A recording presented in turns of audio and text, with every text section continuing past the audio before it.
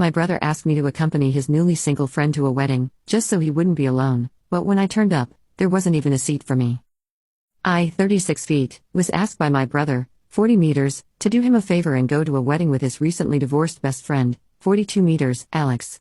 Alex is just out of the marriage and hasn't started dating yet, but his sister was having her second wedding and he didn't want to be the only groomsman going alone.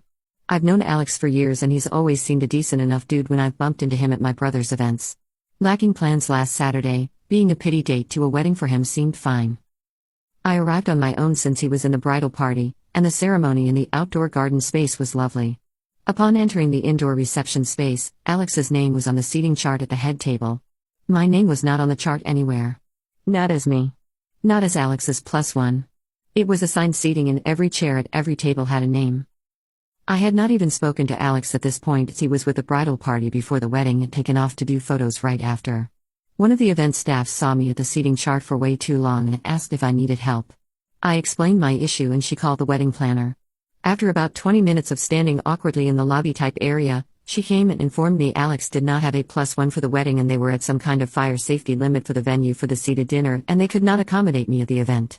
She was polite but very firm. I wanted to die of embarrassment, apologized, and texted Alex that the wedding planner said I had to leave because of occupancy limits and my not being on the guest list. Then I hopped in my car and headed home. About a half hour later, he texted me back saying his sister was being an asshole and had invited his ex as his +1 and put her on the seating chart. There was apparently drama and the ex left. He wanted me to come back and take her spot.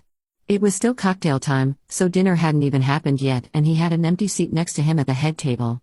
I was already home, changed out of my dress, makeup washed off, and looking at takeout menus. I texted him back that I wasn't comfortable returning when I'd already been kicked out, and I was already home and not in an event-appropriate state anymore anyway. He got very demanding that I return because he was embarrassed by not having a date, and I promised to be there for him. He got my brother in on it to also demand I come back, and he's been guilting me ever since for leaving his BFF in the lurch. This has turned into a whole Facebook thing where Alex's ex has been mocking him for his date running away and people are blaming me for ditching him when my whole job was to be a pity date. Also that I should have stayed until I talked to Alex himself instead of texting him.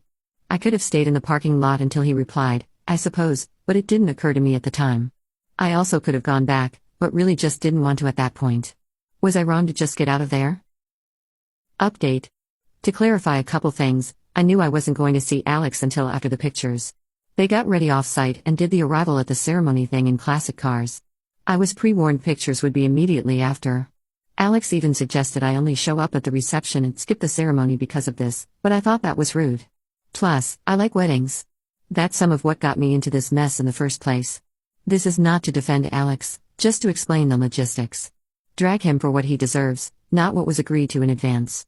Also, the Facebook drama only started on Friday, which is what prompted my post. From the Facebook drama, my brother realized he got a warped version of the story from Alex.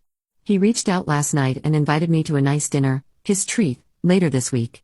He apologized sincerely. He also asked my permission to enter the Facebook fray on my behalf. Better him than me. We're good. The rest of the tea is from my brother. Alex's sis is the one who introduced Alex to his ex. The ex cheated and was caught by the affair partner's wife, who went full nuclear, causing even oblivious Alex to realize what was going on. Unsurprisingly, they'd been having trouble before this. Sis was attempting to get them back together as the ex never wanted the divorce. Glad I left before that scheme hit Alex in the face. Finally, there's no way Alex thought we were hooking up. When we first met, I was a freshman in high school and he was my brother's big brother in his college fraternity. It would just be weird even though time has passed. We've never had any vibe of that sort. He knew I was only a seat filler, and he didn't even manage to get me a seat. Relevant comments. Comment 1. So, why didn't Alex realize all this from the beginning? Why didn't he text you about if you were there before the wedding?